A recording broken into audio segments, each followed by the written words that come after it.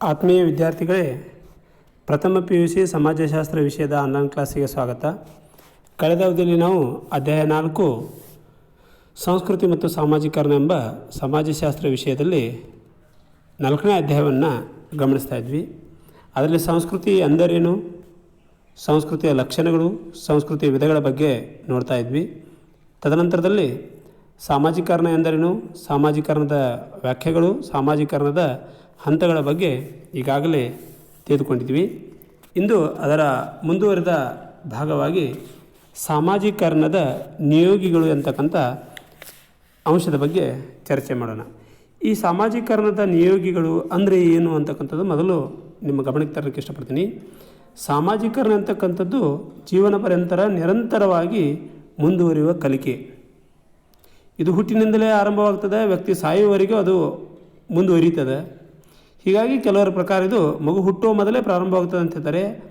ಆ ಮಗು ಹುಟ್ಟಿಗೆ ಮೊದಲಿದ್ದ ಸಾಮಾಜಿಕ ಸನ್ನಿವೇಶಗಳು, ಕುಟುಂಬದಲ್ಲಿನ ಸಾಂಸ್ಕೃತಿಕ ಆಚರಣೆಗಳು, ಪೋಷಕರ ಅಭಿರುಚಿಗಳು ಇತ್ಯಾದಿ ಪರೋಕ್ಷವಾಗಿ ಅವನ ಅಸ್ತಿತ್ವವನ್ನು ಪ್ರಭಾವಿಸಿಕೊಳ್ಳುತ್ತವೆ ಅಂತ ಹೇಳ್ತಾರೆ.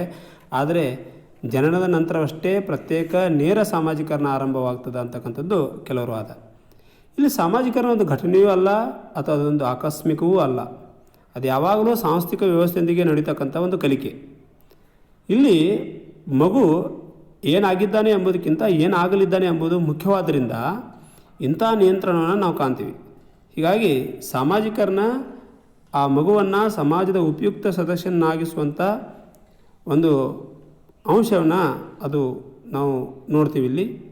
ಹೀಗಾಗಿ ಯಾರು ಸಾಮಾಜೀಕರಣಗೊಳಿಸುತ್ತಾರೆ ಎಂಬುದು ಬಹಳ ಗಣನೀಯವಾದದ್ದು. ಅಂದರೆ ಮಗು ಸಮಾಜದಲ್ಲಿ ಉತ್ತಮವಾಗಬೇಕು ಅಂತಕ್ಕಂಥದ್ದು ಯಾರು ಸಾಮಾಜೀಕರಣಗೊಳಿಸ್ತಾರೆ ಅದು ಭಾಳ ಇಂಪಾರ್ಟೆಂಟ್ ಆಗಿರ್ತಕ್ಕಂಥದ್ದು. ಸಾಮಾಜೀಕರಣದ ನಿಯೋಗಗಳನ್ನ ಅಧ್ಯಯನದ ಅನುಕೂಲಕ್ಕಾಗಿ ಔಪಚಾರಿಕ ಮತ್ತು ಅನೌಪಚಾರಿಕ ನಿಯೋಗಗಳಂತೆ ಕರೀತಾರೆ. ಅಂದರೆ ವ್ಯಕ್ತಿ ಪ್ರತ್ಯಕ್ಷವಾಗಿ ಮತ್ತು ಪರೋಕ್ಷವಾಗಿ ಕೆಲವೊಂದಿಷ್ಟು ಅಂಶಗಳನ್ನು ಕಲಿತಾನೆ ಅಂತ ಹೇಳ್ತಾರೆ.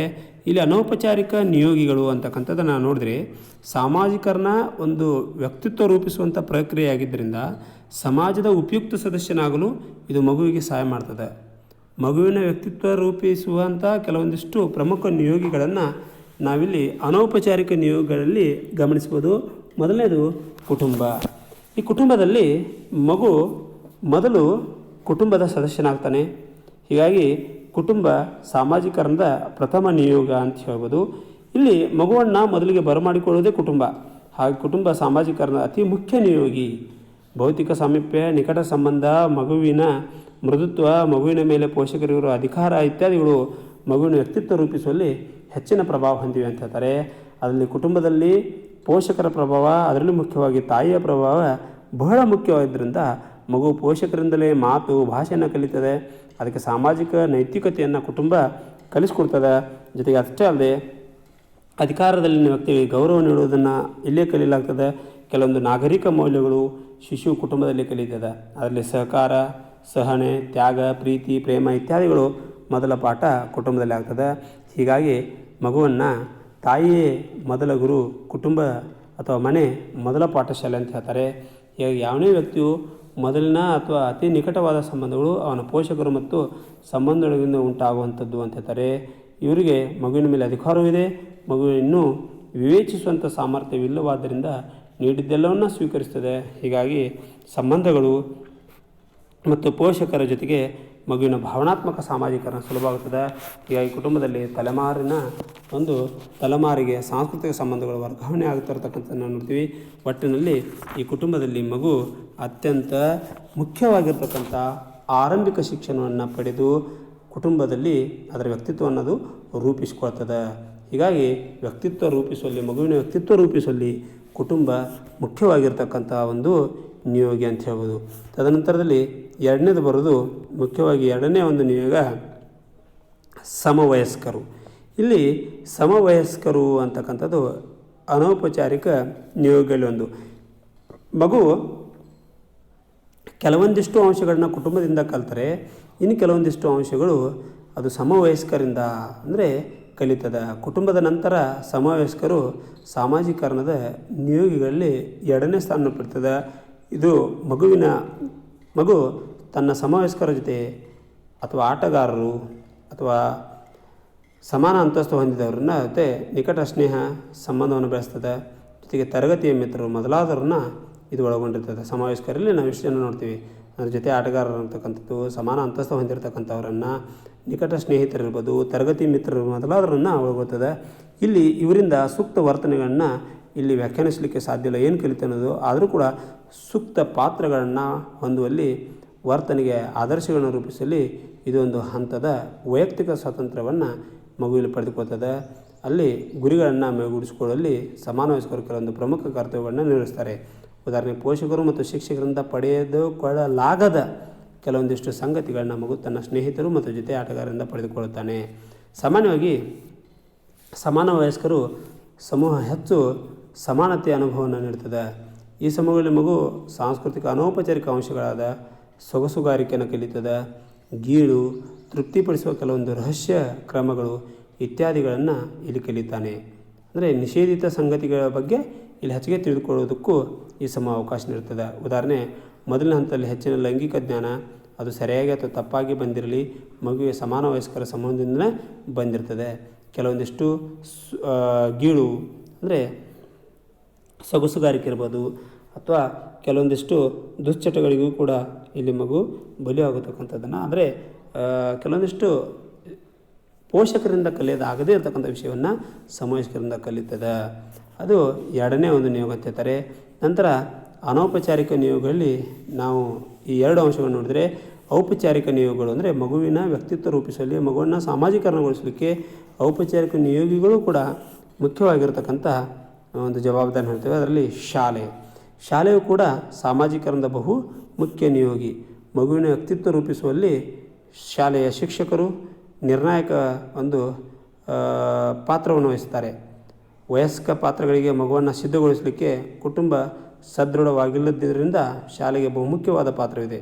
ಮಗು ಶಾಲೆಯಲ್ಲಿ ಶಿಕ್ಷಣವನ್ನು ಪಡೆದುಕೊಳ್ತಾನೆ, ಅದನ್ನು ಆಲೋಚನೆ ಮತ್ತು ಅಭಿರುಚಿಗಳನ್ನು ರೂಪಿಸಿಕೊಳ್ಳಲಿಕ್ಕೆ ತಿದ್ದಿಕೊಳ್ಳಲು ಸಹಕಾರಿಯಾಗುತ್ತದೆ. ಶಾಲೆ ಅಗತ್ಯವಾದ ಜ್ಞಾನ ಕೌಶಲ್ಯಗಳನ್ನ ಮಗುವಿಗೆ ವರ್ಗಾಯಿಸೋದ್ರ ಜೊತೆಗೆ ಸಹಕಾರ, ಶಿಸ್ತು, ದೇಶಭಕ್ತಿ, ಸ್ನೇಹ ಇತ್ಯಾದಿ ಮೌಲ್ಯಗಳನ್ನು ಮಕ್ಕಳಿಗೆ ನೀಡಲಾಗ್ತದೆ. ಭಾವನಾತ್ಮಕ ಮತ್ತು ಸಾಮಾಜಿಕ ಅಭಿವೃದ್ಧಿಯನ್ನು ಮತ್ತಷ್ಟು ಮುಂದೆ ತೆಗೆದುಕೊಂಡು ಹೋಗಲು ಶಾಲೆ ಮಗುವಿಗೆ ಸಹಾಯ ಮಾಡ್ತದೆ. ಮಗುವನ್ನು ಅಧಿಕಾರಯುಕ್ತವಾಗಿ ಸಾಮಾಜೀಕರಣಗೊಳಿಸುವಂಥ ಒಂದು ಔಪಚಾರಿಕ ನಿಯೋಗಿಯಾಗಿ ಶಾಲೆ ಕಾರ್ಯ ಮಾಡ್ತದೆ. ಇದರೊಂದಿಗೆ ಇನ್ನೊಂದು ಔಪಚಾರಿಕ ನಿಯೋಗದಲ್ಲಿ ಸಮೂಹ ಮಾಧ್ಯಮಗಳು. ಈ ಮಗುವಿನ ಸಾಮಾಜೀಕರಣದಲ್ಲಿ ಈ ಸಂವಹನ ಪಾತ್ರವು ಬಹಳ ಮುಖ್ಯವಾಗಿರ್ತದೆ. ಇಲ್ಲಿ ಅದರಲ್ಲಿ ಮುದ್ರಣ ಮಾಧ್ಯಮಗಳಿರ್ಬೋದು, ದೃಶ್ಯ ಶ್ರವಣ ಮಾಧ್ಯಮಗಳು ಬಹುಮುಖ್ಯ ಪಾತ್ರ ವಹಿಸ್ತವೆ. ಉದಾಹರಣೆ, ಸಮಾಚಾರ ಪತ್ರಿಕೆಗಳು, ಮ್ಯಾಗ್ಝಿನ್ಗಳು, ಪುಸ್ತಕಗಳು, ಬಾನುಲಿ, ದೂರದರ್ಶನ, ಆಮೇಲೆ ದೂರವಾಣಿ, ಮೊಬೈಲ್, ಇಂಟರ್ನೆಟ್, ಸಾಮಾಜಿಕ ಅಂತರ್ಜಾಲ ವ್ಯವಸ್ಥೆ ಇತ್ಯಾದಿಗಳು ತಲೆಮಾರಿನಿಂದ ತಲೆಮಾರಿಗೆ ಸಂಸ್ಕೃತಿಯನ್ನು ವರ್ಗಾಯಿಸುವಲ್ಲಿ ಪ್ರಮುಖ ಪಾತ್ರ ವಹಿಸ್ತವೆ. ಅಂದರೆ ಇವುಗಳ ಮುಖಾಂತರ ಕೂಡ ಮಗು ಅಥವಾ ವ್ಯಕ್ತಿ ಕೆಲವೊಂದಿಷ್ಟು ಅಂಶಗಳನ್ನು ತಿಳಿದುಕೊತಾನೆ. ಸಮೂಹ ಶಿಕ್ಷಣದಲ್ಲಿ ರಾಜ್ಯ ಕೂಡ ಇವುಗಳನ್ನು ಪ್ರಯತ್ನಪೂರ್ವಕವಾಗಿ ಉದ್ದೇಶಪೂರ್ವಕವಾಗಿ ಬಳಸಿಕೊಳ್ಳುವುದಾಗಿದೆ ಅಂತ ಹೇಳ್ತಾರೆ. ನಿರ್ದಿಷ್ಟ ಮೌಲ್ಯ ವ್ಯವಸ್ಥೆಯನ್ನು ಬದಲಿಸಲು ಅಥವಾ ಪರಿಚಯಿಸಲು ಇವುಗಳನ್ನು ಬಳಸಿಕೊಳ್ಳಬಹುದಾಗಿದೆ ಅಂತ ಹೇಳ್ತಾರೆ. ಅಂದರೆ ಸಮೂಹ ಮಾಧ್ಯಮವು ಕೂಡ ವ್ಯಕ್ತಿತ್ವದ ರೂಪಿಸುವಲ್ಲಿ ಒಳ್ಳೆಯ ಮತ್ತು ಇನ್ನಿತರ ಕೆಲವೊಂದಿಷ್ಟು ಅಂಶಗಳನ್ನು ಮಗು ಅಥವಾ ವ್ಯಕ್ತಿ ತಿಳಿದುಕೊಳ್ಳಲಿಕ್ಕೆ ಇದು ಕೂಡ ಮುಖ್ಯವಾಗಿರ್ತಕ್ಕಂಥ ನಿಯೋಗಿ ಅಂತ ಹೇಳ್ಬೋದು. ಈ ಸಮೂಹ ಮಾಧ್ಯಮದಿಂದ ಕೂಡ ಮಗು ಶಿಕ್ಷಣವನ್ನು ತನ್ನ ಜೀವನವನ್ನು ರೂಪಿಸಿಕೊಳ್ಳಿಕ್ಕೆ ಕಲಿಯಬಹುದು ಅಂತ ಹೇಳ್ತಾರೆ. ತದನಂತರದಲ್ಲಿ ಬರ್ತಕ್ಕಂಥದ್ದು ಇನ್ನೊಂದು ಅಂಶ ರಾಜ್ಯ. ಇಲ್ಲಿ ರಾಜ್ಯ ಸಾಮಾಜೀಕರಣ ಪ್ರಕ್ರಿಯೆಯಲ್ಲಿ ಪ್ರಮುಖ ಪಾತ್ರ ವಹಿಸುತ್ತದೆ. ಇಲ್ಲಿ ಸಾಮಾಜೀಕರಣದ ಮುಖ್ಯವಾಗಿರ್ತಕ್ಕಂಥ ಒಂದು ಪಾತ್ರ ನಿರ್ವಹಿಸುವಂಥ ರಾಜ್ಯ ಅಧಿಕಾರಯುಕ್ತ ನಿಯೋಗಿಯಾಗಿದೆ. ರಾಜ್ಯವು ಜನರಿಗೆ ಕಾನೂನುಗಳನ್ನು ರೂಪಿಸಿಕೊಡ್ತದೆ, ಜನರಿಗೆ ಅಪೇಕ್ಷಣೀಯ ನಡವಳಿಕೆಯ ರೂಪರೇಷೆಗಳನ್ನು ತಿಳಿಸಿಕೊಡ್ತದೆ. ವ್ಯಕ್ತಿತ್ವದ ಬೆಳವಣಿಗೆಗೆ ಸಂಬಂಧಿಸಿದಂತೆ ರಾಜ್ಯವು ಅಧಿಕಾರವನ್ನು ಹೊಂದಿರ್ತದೆ. ಇದು ವ್ಯಕ್ತಿಗೆ ವಿವಿಧ ಸಾಮಾಜಿಕ ಸನ್ನಿವೇಶಗಳಲ್ಲಿ ಹೊಂದಿಕೊಂಡು ನಡೆಯಲು ಸಹಾಯ ಮಾಡ್ತದೆ. ಜನರನ್ನು ಸಾಮಾಜೀಕರಣಗೊಳಿಸಲು ರಾಜ್ಯವು ಮಾಧ್ಯಮಗಳ ಮೂಲಕ, ಇತರರ ಸಂವಹನ ಸಾಧನಗಳ ಮೂಲಕ ವ್ಯವಸ್ಥೆ ಮಾಡ್ತದೆ. ರಾಜ್ಯವು ಪ್ರಜೆಗಳಿಗೆ ಕಾನೂನಿನ ನಿಯಮಗಳನ್ನ ಮತ್ತು ಮೌಲ್ಯಗಳನ್ನು ಕಲಿಸ್ತದೆ.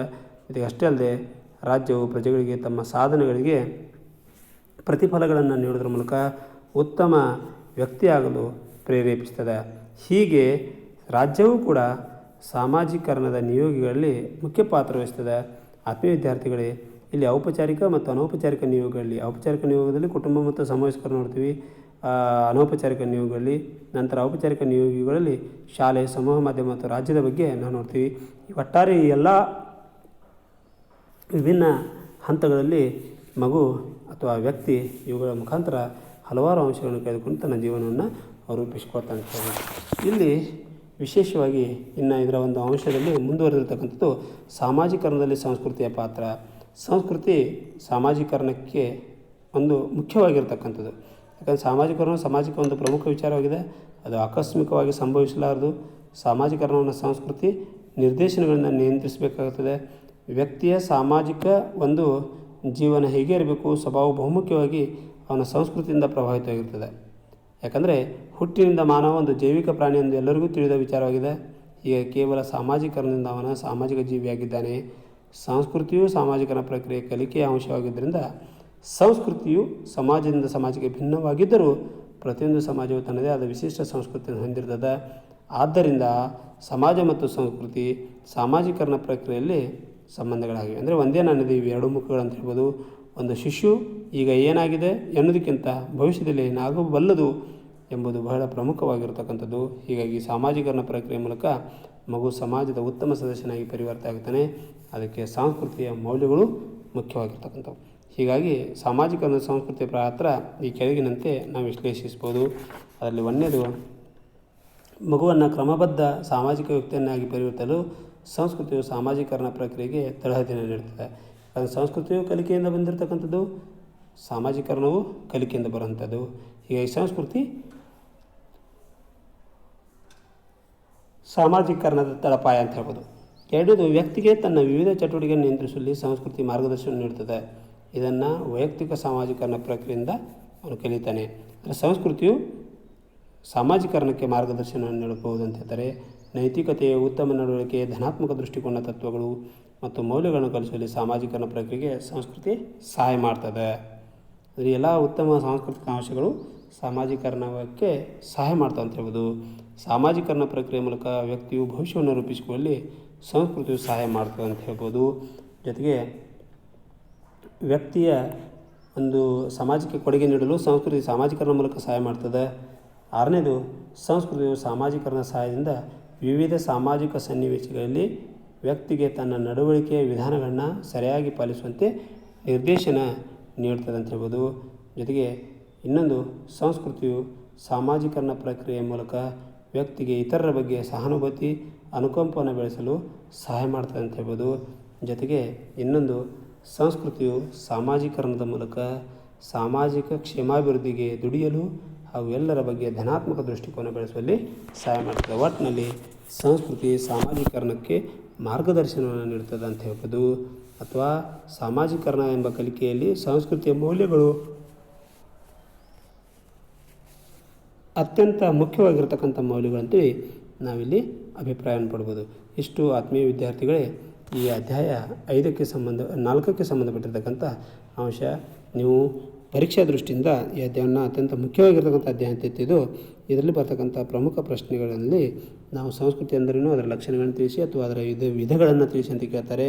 ಇಲ್ಲ ಸಂಸ್ಕೃತಿ ಹಿಂಬೀಳಿಕೆಯ ಬಗ್ಗೆ ಟಿಪ್ಪಣಿ ಬರಿ ಅಂತ ಹೇಳ್ತಾರೆ. ಇಲ್ಲಾಂದರೆ ಸಾಮಾಜೀಕರಣದ ನಿಯೋಗಿಗಳ ಬಗ್ಗೆ, ಸಾಮಾಜೀಕರಣ ಅಂದ್ರೇನು ಅಂತಕ್ಕಂಥದ್ದನ್ನು ಕೇಳ್ಬೋದು. ನಿಯೋಗಿಗಳ ಬಗ್ಗೆ ಔಪಚಾರಿಕ ನಿಯೋಗ, ಅನೌಪಚಾರಿಕ ನಿಯೋಗಿಗಳ ಬಗ್ಗೆಯೂ ಕೂಡ ಟಿಪ್ಪಣಿ ಬೇರೆ ಅಂತ ಕೇಳ್ಬೋದು. ಅಥವಾ ಸಂಸ್ಕೃತಿಯಲ್ಲಿ ಸಾಮಾಜೀಕರಣದಲ್ಲಿ ಸಂಸ್ಕೃತಿಯ ಪಾತ್ರ ಏನು ಅಂತಕ್ಕಂಥದ್ದು ಕೂಡ ಪ್ರಶ್ನೆ ಬರಬಹುದು. ಹೀಗಾಗಿ ಆತ್ಮೀಯ ವಿದ್ಯಾರ್ಥಿಗಳೇ ಈ 3 ಪ್ರಶ್ನೆಗೆ ಸಂಬಂಧಪಟ್ಟಂಥ ವಿಷಯವನ್ನು ನೀವು ಅಚ್ಚುಕಟ್ಟಾಗಿ ಬರೆದಿಟ್ಟುಕೊಳ್ಳಿ. ಸೊ ನಾಳೆ ದಿನ ನಾವು ಇನ್ನೊಂದು ಹೊಸ ಅಧ್ಯಾಯದೊಂದಿಗೆ ಭೇಟಿಯಾಗೋಣ. ಸೊ ಅಲ್ಲಿವರೆಗೆ ಧನ್ಯವಾದಗಳು.